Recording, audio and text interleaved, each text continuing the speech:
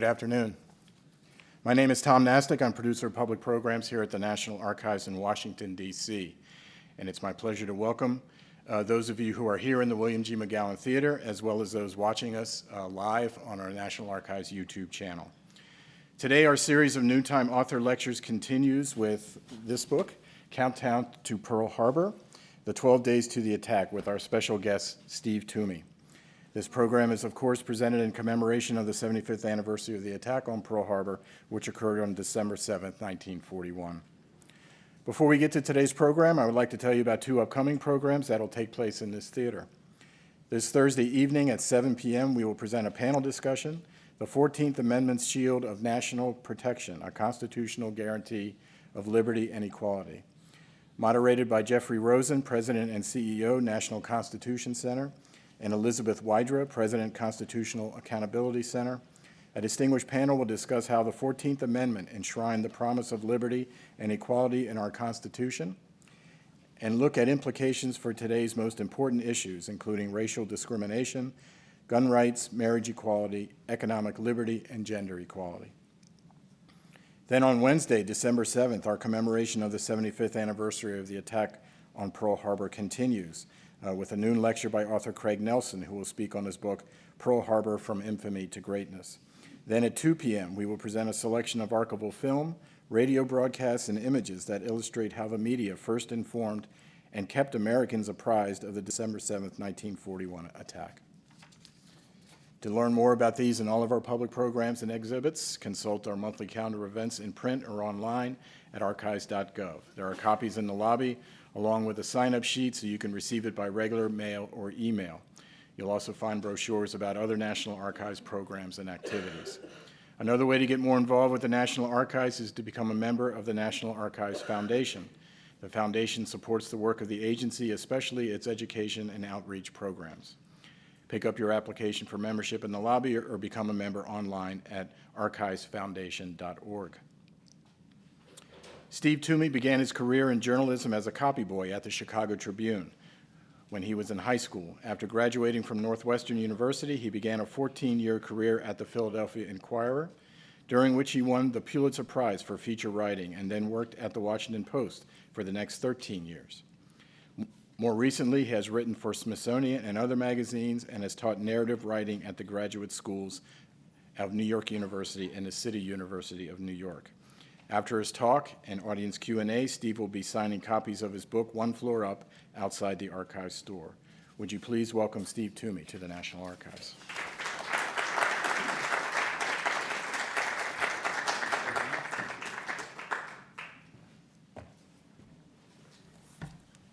Good afternoon.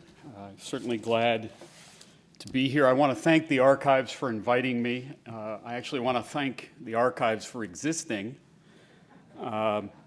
Without the archives, without the materials I found at Archives 2 and at the Presidential Library in Hyde Park, this book would be a much poorer thing.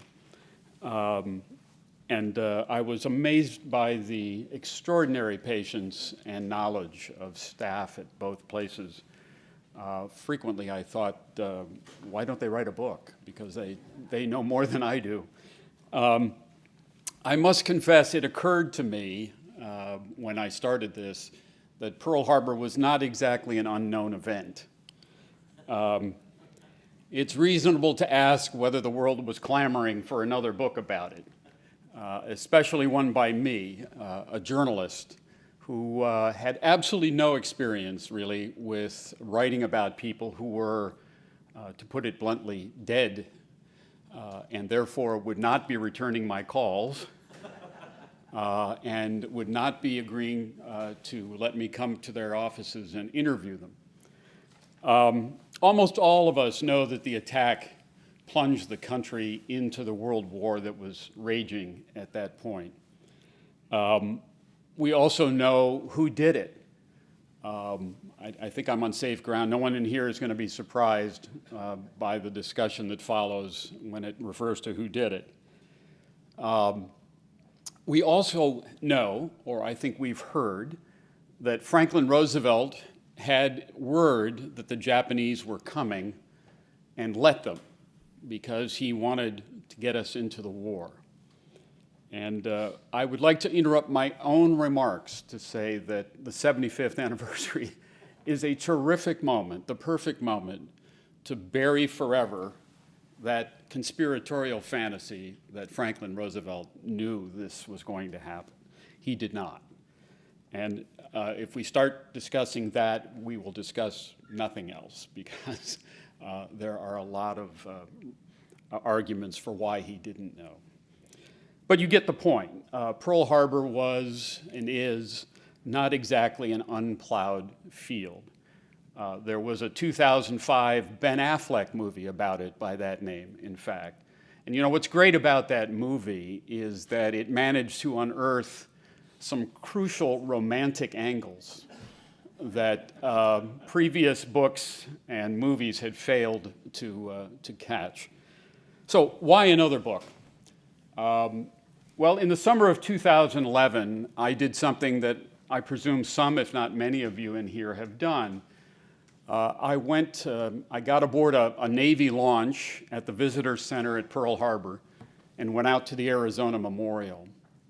The Arizona Memorial has been described as a squashed milk carton, which is actually pretty accurate. It's a very long, white, swooping structure that sits astride the remains of the battleship Arizona, one of 8 battleships that was in the harbor at that point, on that morning.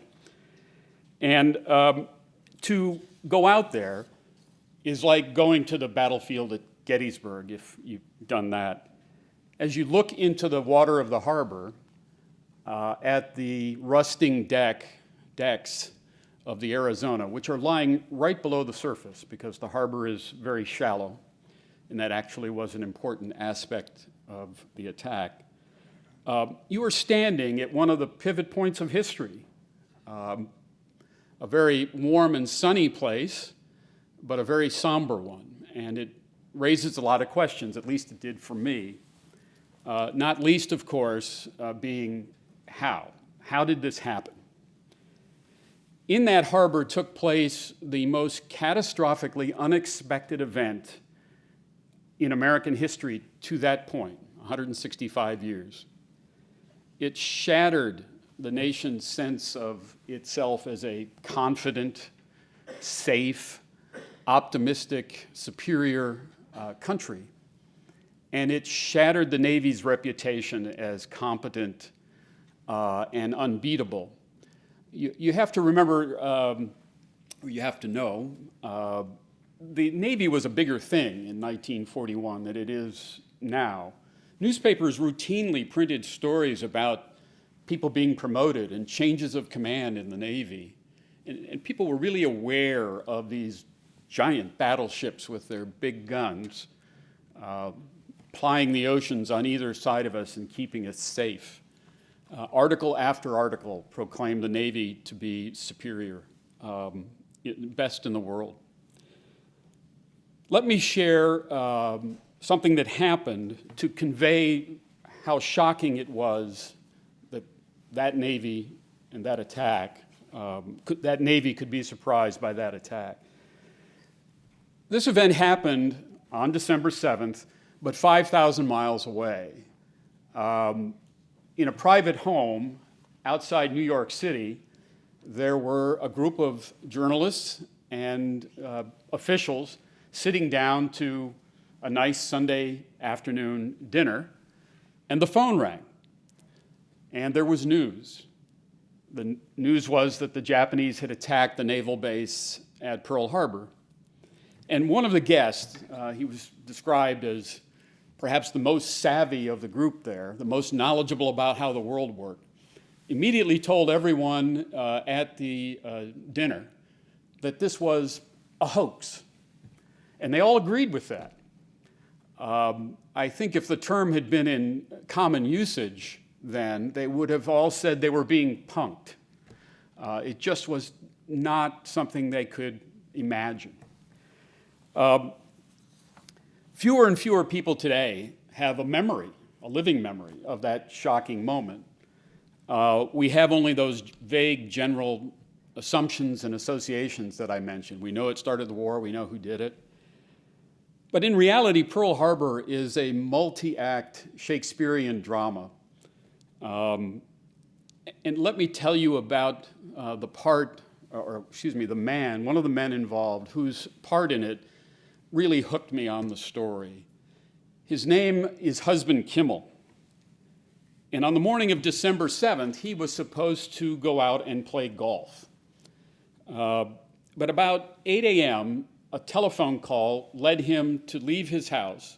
His house sat, still there, on a small rise above the harbor. It was actually an extinct volcanic rim. And he went out of his house because this phone call had told him, in effect, to do so, and stepped into his yard and looked down at the harbor beneath him. And as he did that, he was watching dozens and dozens of Japanese warplanes diving down, launching torpedoes, pouncing on those ships in the harbor. And those were his ships. He was the commander-in-chief of the Pacific Fleet. And until that moment, he had enjoyed nearly 40, absolutely spotless years of service in the Navy, had succeeded at everything he had done and risen steadily through the ranks of the Navy. And if you ever see a picture of him, he looks exactly like you'd expect an admiral to look. He's handsome, impressive, confident. Standing with him in his yard was a neighbor, the wife of one of his officers who had come out of her home, also drawn by what was happening outside. And together they stood there watching the destruction, seeing the smoke rising over the harbor. The noise was terrific as bombs went off and ships began to shoot back. And they could see a battleship in the harbor already starting to tip over. And the neighbor remembered sort of that everything that Kimmel knew about military logic and tactics, everything he knew about the Japanese and their ability, was being blown up before his eyes. All the decisions he had made were being nullified. And the neighbor recalled him standing there, and she said that his face was as white as the uniform he wore.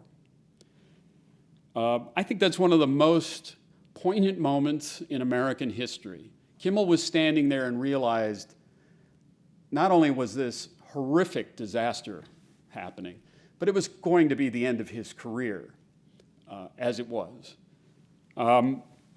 So yes, we may know the ending of Pearl Harbor, but we don't know the players. We don't know their decisions and their mistakes. We don't know the pain, not just in Hawaii, but in Washington, when they all realized they were so wrong about what was likely to happen.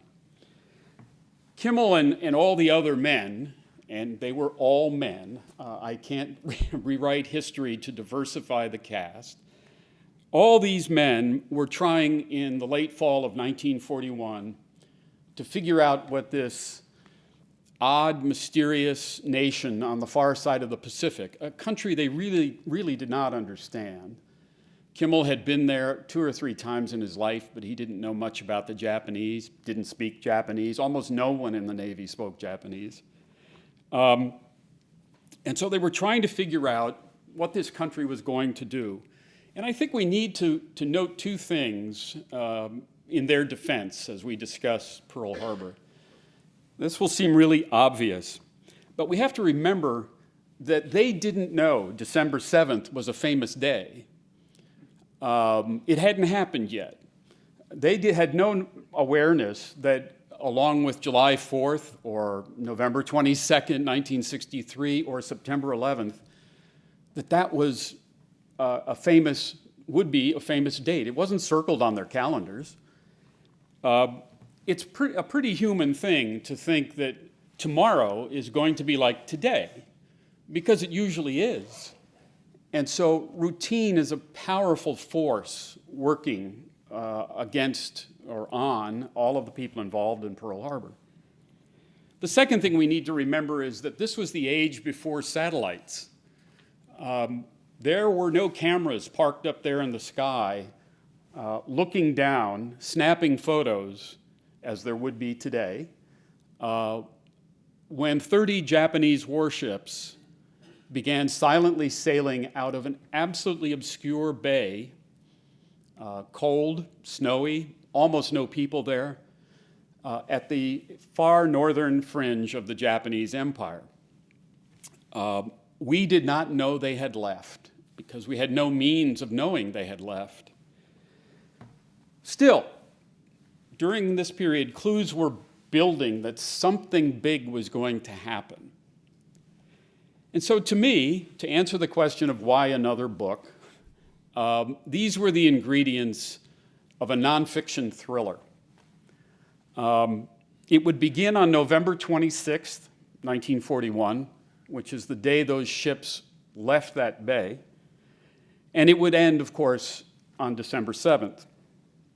And so for the remainder of the remarks, I'd like to share with you 4 points about those that arise sort of in those 12 days. And to do that, to make those points, I'd like to introduce you to 4 people. To tell you about the first, let me take you, the first of those people, let me take you to one of those 12 days. Today, in fact. November 30th, 1941, 75 years ago today. It was a Sunday.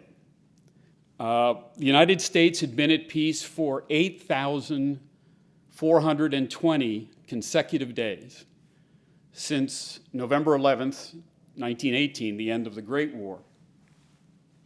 On that Sunday, a woman named Helen Daath was a relatively new resident of the Hawaiian Islands.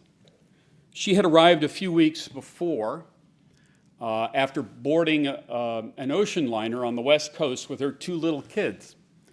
Now, it was possible to fly to Hawaii in 1941. It was quite an adventure. Pan Am's clippers couldn't carry many people. They couldn't carry much in the way of luggage. You were droning through the air for like 15 hours or something. And maintenance and safety were not as good then as they are now. So most people took a passenger liner to Hawaii, and Helen and her 2 kids did. And it's a voyage of 2,000 miles that takes about a week. And when Helen arrived, she was overjoyed because her husband was based on Oahu. He was an Army officer, so they were being reunited. But she was also extremely grateful to have arrived alive. She had thought that en route there was a good chance the Japanese would torpedo her passenger liner, and she and her children would die. And when she got to Oahu, she wrote a letter back to some of her uncles in Kentucky. And she said, "We didn't get bombed or torpedoed as I had anticipated. In fact, we didn't even see a submarine or a Jap on the whole trip." And she went on to say, but she knew they were out there because those Japanese were really crafty. Now, that's more than a month before Pearl Harbor. This was early November, she wrote that letter. We tend to think of Pearl Harbor as this bolt from the blue, that the United States was minding its own business, and the Japanese came along and started World War II. But in fact, any American paying reasonable attention to the news, like Helen was and did, in 1941, knew that war with Japan was getting closer all the time, as well as war with Germany. Just as an aside, I don't think most people know that in the Atlantic Ocean, we were already fighting the Germans, even though we were technically at peace. We were escorting British convoys to England, and Roosevelt had given orders to shoot on sight any German ship they encountered en route. and the Germans were replying by shooting at our warships. They had sunk at least 2 with loss of life in the Atlantic. So people were really attuned to the idea that war was likely to happen, including war with Japan. The Roosevelt administration had been negotiating for months with the Japanese, to put it very simply, to get them to stop attacking countries in the Far East. The Japanese had been at war with China since 1937. They had taken over much of French Indochina in 1941, by 1941. And in late November and December of 1941, it was obvious from the reports of consular agents, businessmen, spies, commercial ships on the ocean, it was obvious that the Japanese were moving warships and troop transports toward the Southwest Pacific, toward Singapore, which was a British outpost and naval base, toward Malaya, towards the Dutch East Indies, towards Thailand, and towards the Philippines, which we owned.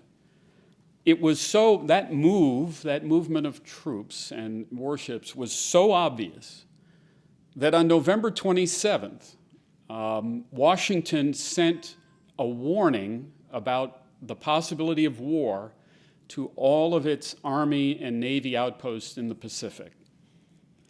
And that said that war was imminent in a matter of days. And Helen Daath probably noticed the effect of that warning as she went about her life on Oahu, because the Army was suddenly out on the streets of Honolulu. The Army was starting to guard bridges and commercial radio stations and telephone exchanges and waterworks, guarding against sabotage by some of the residents of Hawaii of Japanese descent. So on November 30th, she knew that. On November 30th, she knew there was something else that happened today that she could not have known of. It takes a second for me to explain this, and I hope you'll stay with me. It involves the major form of intelligence that the Navy was able to rely on in 1941. We listened to what the Japanese Navy was saying to itself. We could hear them talking ship to ship, ship to shore, shore to ship. And there were dozens of people whose job was to do that. You'd sit there all day with headphones on, listening to the Japanese talking to themselves. We didn't know what they were saying because they were speaking in a form of code. It wasn't that it was Japanese, it was coded Japanese. We didn't know what they were saying to each other, but it's remarkable how just by hearing who is talking to who, you can figure out who's in charge and who is moving where, and you might even be able to identify certain ships, simply because every ship had an address, a phone number, if you will. It's called a radio call signal. And so if you got enough of those assembled, if you knew who this guy was and who that guy was, you could figure out that something might be going on by how they were, the volume of talking, and who was in charge. End of dissertation about that. The Japanese knew we listened to them because they listened to us. And in order to confuse the other side, you routinely changed everybody's address so that we would have to relearn who this guy was and who that guy was. Hope I haven't lost you. The Japanese changed their radio call signals in a regular way, usually every 6 months. Every ship got a new name, a new radio call signal. And on November 1st, right on schedule, the Japanese Navy changed all of its radio call signals. Then on November 30th, something extraordinary happened. All the Navy listeners in Hawaii and also in the Philippines suddenly realized the Japanese had changed their radio call signals again, only a month after they had done it before. They had never done that. And that was read immediately as a desire by the Japanese to really confuse us about something they were about to do. That message, of course, reached Washington. In fact, because we're at the archives, a copy of it is at Archives 2, when the Office of Naval Intelligence informed the Navy Department that at precisely midnight they had changed all these call signals. It's an amazingly significant moment. So that was point number one I wanted to make to you with Helen and with that dissertation on what is called traffic analysis. And that is, war was extremely close and we knew it. And not only that, we knew that Pearl Harbor, we had discussed for months that Pearl Harbor might be the subject of a surprise attack before a declaration of war. And to understand that, I want to introduce you to the second person that I'd like you to meet today. His name is Patrick Bellinger. And Bellinger was designated as Naval Air Pilot number 4. As that suggests, he had been around at the birth of naval aviation back in the teens. Remember, we weren't flying airplanes until 1903 when Orville and Wilbur lifted off. Bellinger owned many firsts in naval aviation back from 1916 and 1917. He really knew flying. And in March of 1941, Bellinger had co-authored a report. And it's sort of like Michael J. Fox getting into the DeLorean and taking off for the future. Because Bellinger's report almost exactly forecast what subsequently happened. He said that when times are tense, diplomatic times are tense, and we're not getting along with Japan, and at this moment we're not getting along with Japan, it's possible the Japanese would attempt to move what he called a fast raiding force of one or more aircraft carriers, move them from Japan into Hawaiian waters. And they would be able to do that without our knowing that they had done it. And at about 300 miles away from Oahu, they would launch their planes. And those planes would arrive over Pearl Harbor, perhaps at dawn, and they would catch the fleet in the harbor. And if that happened, the results would be disastrous. He wrote that again in March of 1941. On November 30th, 75 years ago today, Bellinger had no knowledge of the war warnings that I had mentioned earlier because no one had told him. He knew that negotiations with the Japanese were going badly, but he didn't know they had reached such a tense point that official warnings had come from Washington. No one would tell him in the next few days either that the Navy listeners now couldn't find 4 of Japan's aircraft carriers. They had vanished from the radio waves. We, again, were still a little befuddled by this sudden, unexpected change in the radio call signs, but it seemed clear that we were comfortable saying we didn't know where the 4 were. No one told Bellinger that. So on November 30, the man who had forecast a raid under tense circumstances didn't know carriers were missing and didn't know they were that tense, the times were that tense. Which brings me to the third point, and the third person I'd like you to meet. His name is Arthur Mccallum. Arthur was the chief of the Far Eastern section of Naval Intelligence, and he was a most unusual American because he had been born in Japan. His parents were missionaries. He spoke Japanese. He had served in Japan twice as a naval officer. He had even taught the emperor wasn't the emperor at that moment, Mccallum had even taught the emperor how to dance American style. So the Japanese respected Mccallum and he respected them. And that, however, was was not the common opinion of most Americans in 1941. And that's point number 3, to go with person number 3. Americans tended to think of the Japanese as almost amusingly curious little people who were not particularly creative or innovative. Their weapons were thought to be not too good. Their ability with things mechanical was thought to be not too great.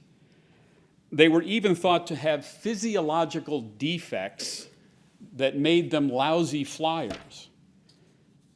In 1939, an author by the name of Fletcher Pratt, a pretty well-known author, had written this: "The Japanese as a race have defects of the inner ear, just as they generally are myopic.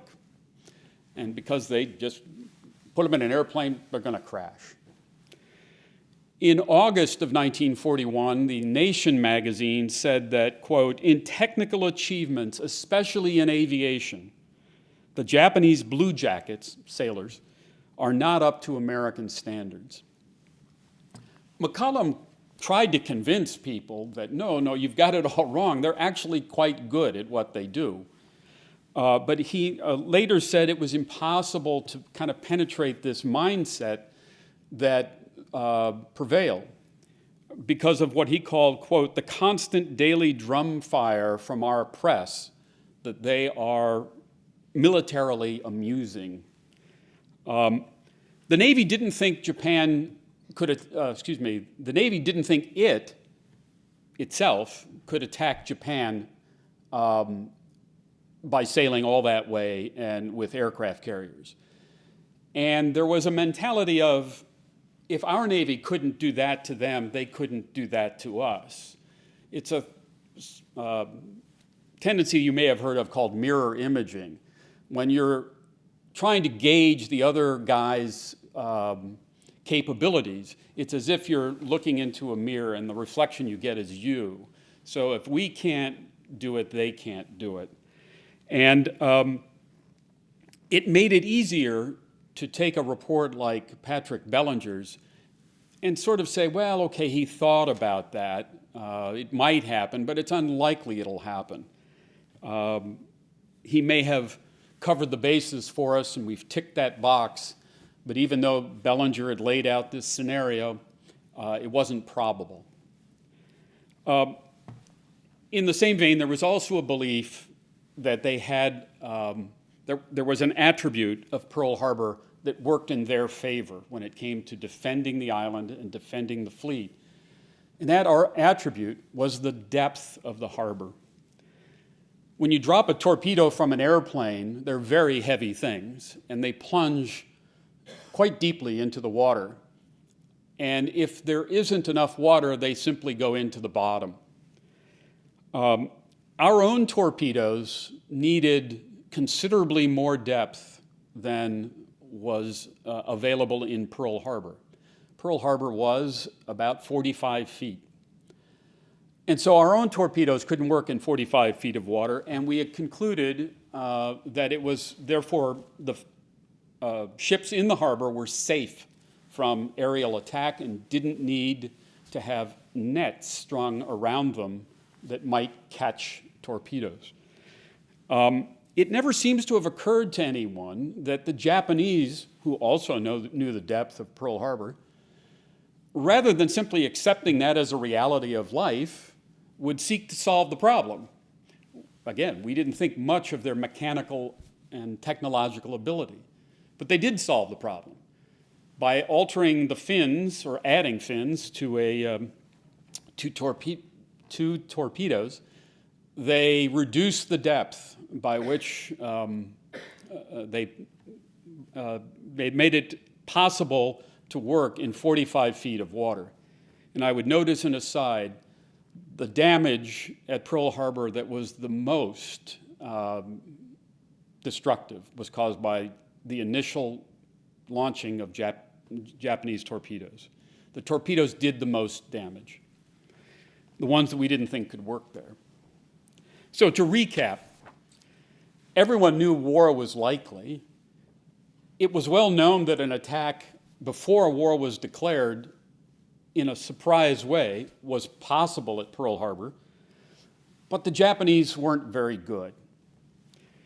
Which brings me to the final point I'd like to make of the four, and the final person I'd like you to meet. And it's about the Japanese. I'd like to share with you the story of a young man named Sadao Chigusa. On November 30th, again, 75 years ago today, he was aboard one of those 30 warships that were plowing silently across the North Pacific on their way to Hawaii, which, by the way, was 3,150 miles from the point at which they set out. It wasn't until a few days before they left that Chigusa not only found out who the enemy was, which he hadn't known, but where they were going. They kept that secret from the roughly 16,000 men aboard those 30 warships until the very last minute. It's really remarkable in retrospect how much debate there was within the Imperial Navy about conducting this attack. On that same day, Japan intended to attack all those places I mentioned earlier. Those reports of warships moving towards the Southwest Pacific were correct, and they did attack those places. But that really was the main effort for Japan that day. That was its main goal, not attacking the Pacific Fleet. And many of the admirals and officers within the Imperial Navy didn't want to attack the Pacific Fleet. They felt if the Americans challenge us after we do all these other things, let them sail towards us. Let's not sail towards them. Let them be far from home and not us. But the commander-in-chief of the Imperial Navy, a man whose name was Isiroko Yamamoto, insisted that the way to win the war, or at least have a chance to win the war, was to eliminate the only threat to the Imperial Navy that existed in the Pacific, and that was the Pacific Fleet. And to do it before the war started in total surprise, hoping to destroy American morale. The objections to that idea, though, were this. How was it possible to keep secret the movement of 30 warships across the Pacific on a mission that would take 12 days? They could be seen at any moment by a commercial ship, an American warship, an American plane. And the worst part of that is that if they were spotted, they might not know it. Why is that significant? Well, if the Americans spotted them, but the Japanese didn't know they had been spotted, they might continue sailing directly into an ambush that the Americans had prepared for them, rather than the other way around. And the final objection, or a objection, I should say, to the attack was there was no guarantee the Pacific Fleet was going to be there when they got there. Again, it's the age before satellites. When they set out on November 26th, they had no way of knowing yet whether their target would even be there. They could show up, the fleet might be missing, and then it would be the Japanese wondering, well, where are they, and are we now at risk?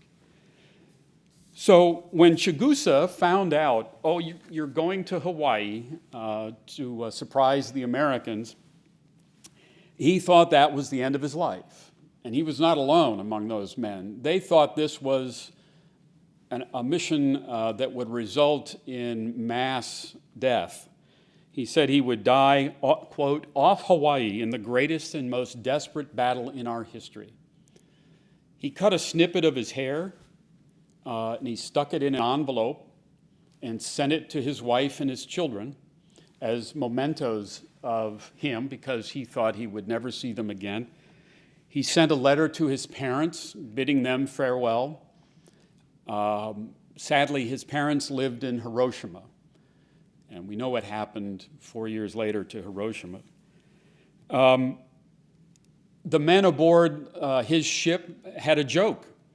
They were all going to receive Japan's highest military honor, but none of them would be there for the ceremony. It would be awarded posthumously.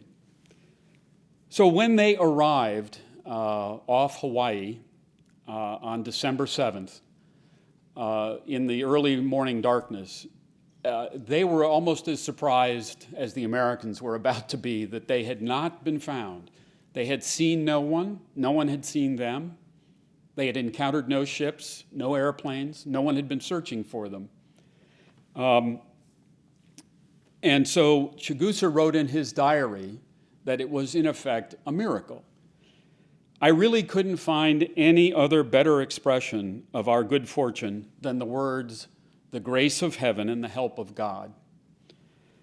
They had succeeded because they had been underestimated. And they had succeeded because along the way, the Americans had written badly phrased messages to each other, trying to communicate the warnings. Reports of intelligence reports were, I wouldn't say ignored, but the best possible spin was put on some of them. And the result is what you know. In closing, I'd like to share the moment when all of those problems, when the assumptions that they had made, the Americans had made, were being eviscerated, and when it became apparent that the Japanese had pulled off this thing that the Americans had thought they couldn't do. It was a moment late on December 7th. It might have been, I think it was even after midnight, and it was now December 8th, here in Washington at the old Navy Department, which no longer exists, of course. And a man placed a telephone call. The man was named Harold R. Stark. Harold was the chief of naval operations, the highest ranking uniformed officer in the Navy. And it was very hard to get information about what had happened at Pearl Harbor during the day. Again, this isn't the age of television that was beaming live reports from the side of the harbor. Even the government was having trouble understanding the extent of the damage. And so Harold Stark called Pearl Harbor, and he finally got through, and he reached an admiral named Claude Bloch, B-L-O-C-H. And Stark did have in his hands, in his possession, the first official report that had been cabled from Oahu and Pearl, sent by Admiral Kimmel. And I'll briefly tell you what Kimmel said. He sent this late on December 7th, Hawaiian time. And it's sort of in military speak, so bear with. He said, surprise attack by Japanese damaged all battleships except Maryland. He said the Arizona was a total wreck. He said the cruisers Honolulu, Helena, and Raleigh were, quote, unfit for sea. The destroyers Shaw, Cassin, and Downs were a complete loss. But he said, personnel behaving magnificently in face of furious surprise. I don't know if you caught it, but twice in that note, Kimmel referred to surprise, as if he needed Washington to understand this wasn't incompetence, it was treachery. So Stark had that information, but he wanted more. And so he called and reached Admiral Bloch. Now, all this time, since the warning he had sent out, Stark had been under the assumption that the Pacific Fleet had gone to sort of defensive measures and was searching to make sure it wasn't being approached in the islands by the Japanese. And here's what he said to Bloch. Did our patrol planes get them before they hit us? Stark had always assumed they were out, looking. He had never asked if they were. He was realizing they had not been. No, Bloch said, and he began to ramble about another topic. But Stark wasn't going to let this topic go. He asked again, can you tell me how many and how far out the search planes were scouting? No, I cannot, said Bloch. Do you know how many were out? No, I don't. What sectors they were in? No, I don't. Kimmel knows that. Well, tell Kimmel I will be asking him these questions, that I want to know how far out they were and in what sectors.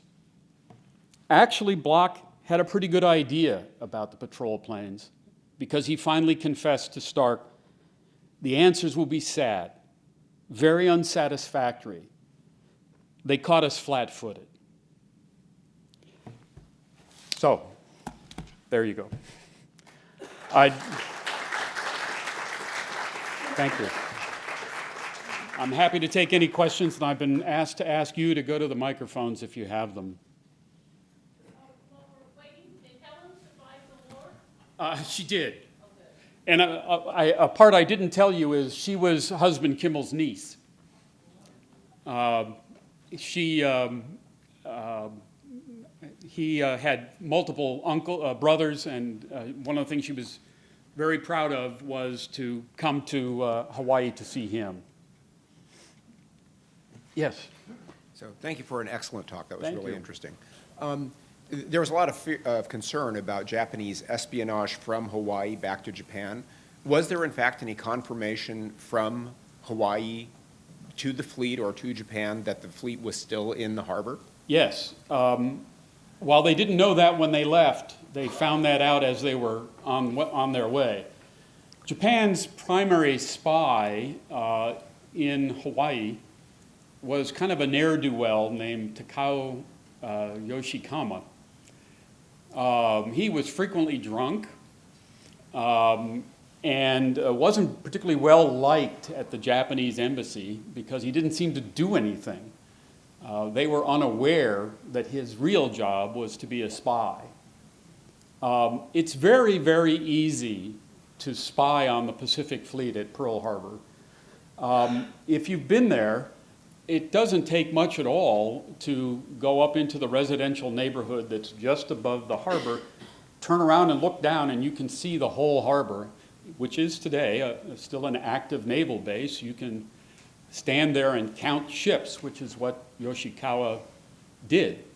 He knew enough about ship types and even the names of American warships that he could identify them. He wouldn't take notes, wouldn't write anything down because he feared he would be stopped by the FBI, which he never was. But he would go back and radio to Tokyo which ships had left the harbor, which ships had come in. And he did this for weeks, but as the date for the attack approached, and he didn't know the date, although he suspected that something was going to happen, they asked for that he increase the frequency of his reports. And in fact, the last one he sent on December 6th to Tokyo, which was then relayed to the Japanese fleet, which I should say, that fleet was never using its radios. It was not talking, but it was receiving. And so they did learn that the fleet was going, the Pacific Fleet, or most of it, it was there. And so on that last day of December 6th, Yoshikawa gave a report on the number of battleships, destroyers, and so on. And he also noted that there appeared to be no air reconnaissance being flown from the island, which was true. And he noted this would seem to be a good opportunity for surprise. And he didn't know what was about to happen, but he was right. Yes? A couple of things. Number one, how did it happen that the carriers were all gone, and did the spies report note the absence of the carriers? Number two, one of the most famous images that come out of Pearl Harbor was the explosion of the Arizona. How did it happen that a camera happened to be, a film camera, happened to be trained on the Arizona at precisely that moment it blew up? Boy, the short answer is I don't know, but you're right, it's one of the amazing photos. One of the things I was unable to pin down, not that perhaps you care that much, but so Kimmel was at his house overlooking the harbor when the attack began. And his driver immediately pulled up. He had a car and a driver, and no one had summoned his driver. The driver just seems to have known intuitively that he was going to have to go get the admiral and take him to fleet headquarters, which was alongside the harbor. And I was never able to pin down whether the admiral was in his car at the moment the Arizona blew up, had already reached fleet headquarters. I would bet that he heard it, wherever he was. And it really was a stunning moment. The single greatest cause of death on December 7th was the blowing up of the Arizona, which I guess you'd have to say it's kind of a lucky shot. A bomb dropped into the forward magazine of the ship, and it simply erupted. It was, I'm sure, a horrific sound. I don't know why someone happened to be shooting that at that time. Now, your other question was about the aircraft carriers, and I'll try not to be too military. Aircraft carriers were relatively new in the annals of warfare. They had not been used in World War I. They really hadn't existed. And so navies were slowly exploring the potential of aircraft carriers.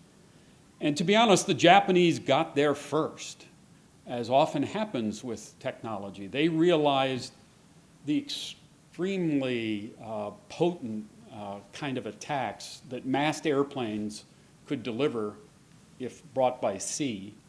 The one thing Bellinger didn't quite get in his otherwise prescient forecast, he said one or more carriers might approach Hawaii. Well, in fact, they used 6. And no fleet had ever put that many together. It was so incomprehensible, even after it occurred, that the Japanese had used so many, that messages from Pearl Harbor to Washington were saying, we are hunting for the 2 aircraft carriers. They couldn't mentally get around the idea that there were way more than that. There were 3 times that many. The United States had 3 aircraft carriers in the Pacific Ocean in 1941, and it was simple luck that they were not there. One was on the West Coast in San Diego. The 2 others happened to be at sea and escaped the attack, which actually changed the course of history. One of those 2 aircraft carriers was the Enterprise. And 6 months later, the Enterprise was one of the aircraft carriers that turned the table on the Japanese at the Battle of Midway, and pretty much, I think, changed the course of the war. The American aircraft carriers sank 4 of the Japanese aircraft carriers that had attacked Pearl Harbor. So it was kind of revenge. But it was the luck of not being there on December 7th really altered the course of the war. So it just happenstance, and the Japanese were quite disappointed that they were not there, and the spy had told Tokyo that they weren't there. They were as anxious to hit the aircraft carriers as they were the battleships. So I hope that answers your question. Yes, sir. Hey, Steve. Oh, damn. How are you? This better be a softball. I know. I was wondering if you could talk about your creative process for a minute and how you approach this as a writer, because a lot of the facts were known, right? So, yes. And for you to tell a story new, and you mentioned earlier, it was almost like a thriller. So as you're doing your research and then compiling your information to write, I'm just really curious about your own personal creative process, knowing that you're going to tell the story a certain way. Well, the assumption behind that question is that there was a creative process. It really was. I wasn't kidding. It was a strange experience to try to write about events in which I could not call up and ask people about them. Fortunately, Pearl Harbor is among the most officially investigated events in American history. within 5 years after the attack, there were 9 investigations from small, meaning one person, up to the last, which was a formal congressional investigation. The fact there were so many tells you, I think, to a degree, just how shocking this event was. People had to come to grips with what had happened. The good thing about being investigated like that is that there are thousands upon thousands upon thousands of pages of testimony. The congressional investigation I mentioned resulted in 40 volumes. So the creative process consisted of reading and frequently yelling at the pages because some senator or congressman had not asked the kind of question I wanted asked. And what kind of questions were those? Well, I really wanted to know how people felt and what they, not so much their decisions in a military sense, but what this was doing in an emotional and personal sense. I thought the way to tell this story, which had been so often told, is to tell it as if you, the reader, don't know the outcome and you're coming along with them because they don't know the outcome. Yet each day, things are taking place that were adding to the suspense. And in addition to the congressional or all these investigations, many of the officers participated in oral histories. And you get a real sense of someone's personality if you read enough of the Q&As with them. One of the great difficulties in the book, or in doing the book, this originally started out as a biography of Admiral Husband Kimmel, which no one had ever written. And I thought, here's one of the great figures of American history, absolutely unknown to most people.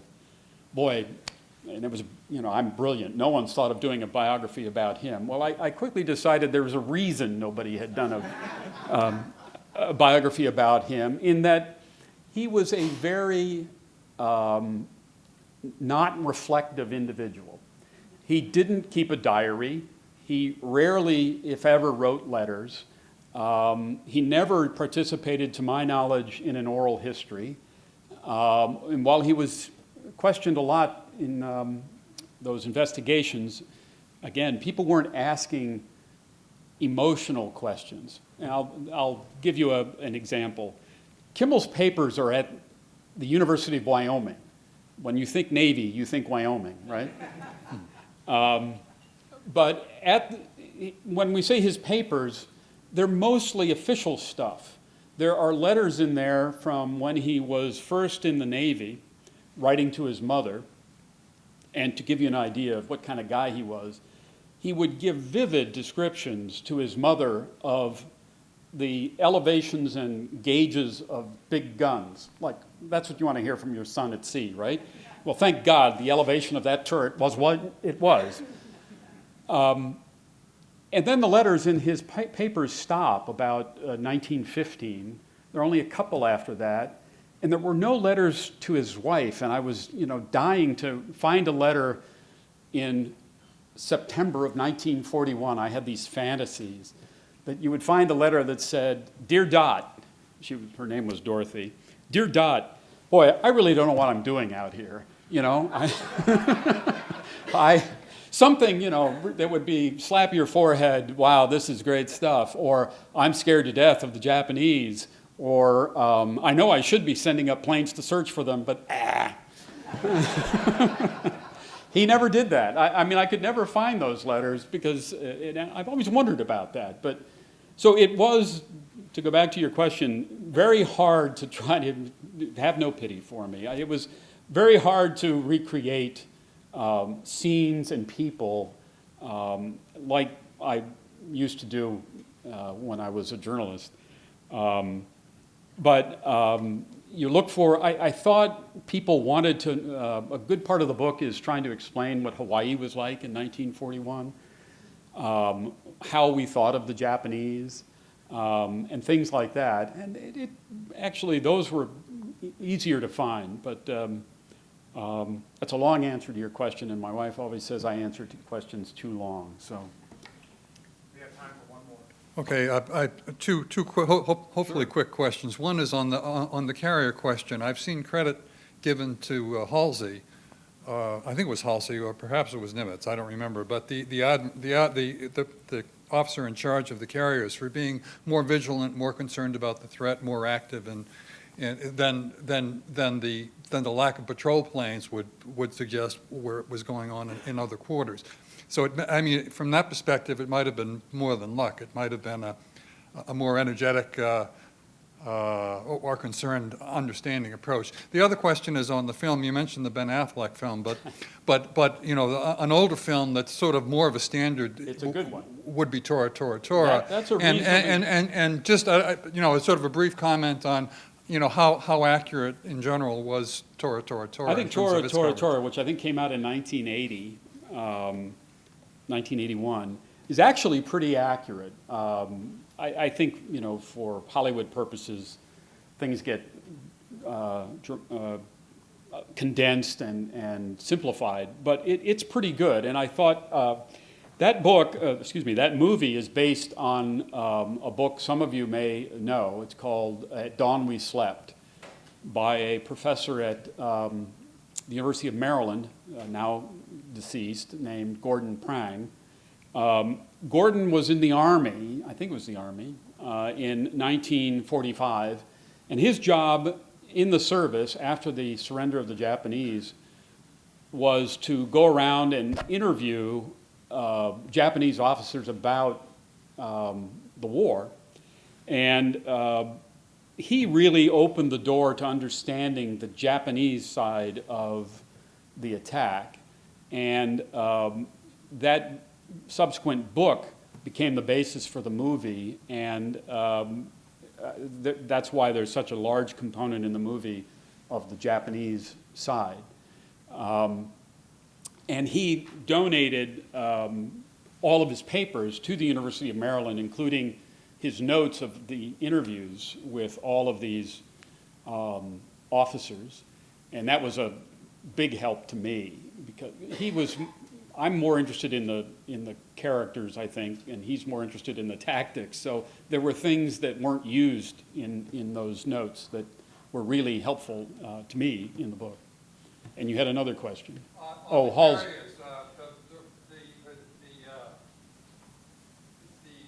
About Halsey. Halsey or Nimitz, whatever admiral was in charge of the carrier. It was William Halsey, a character in his own right. Bull He wasn't yet Bull Halsey in 1941. He became Bull Halsey in the course of the war. I don't know why he was called Bull Halsey, but we can all use our imaginations. He was on his way to the island of Wake. That's why his carrier wasn't there. He was ferrying Marine fighter planes to Wake Island on the deck of his carrier.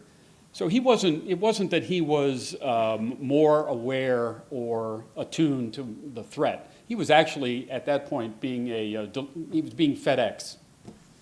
Wake Island was an American outpost defended by Marines, and they wanted additional airplanes there, and the only way to get them, because it was too far to fly, was to put them on an aircraft carrier and take them, and that's what he was doing. However, he was aware in this sense. He knew about this warning of war, which had been delivered the day before he was to leave, the warning from Washington. And he asked Kimmel, well, what do I do if I encounter the Japanese between here and Wake Island? Wake is 2,000 miles from Hawaii. And Kimmel turned to him and said, they were close friends. They had been in the same class at the Naval Academy. And Kimmel said, Bill, use your common sense. And Halsey thought that was just the most terrific order he could ever be given, because to him, common sense means shoot first.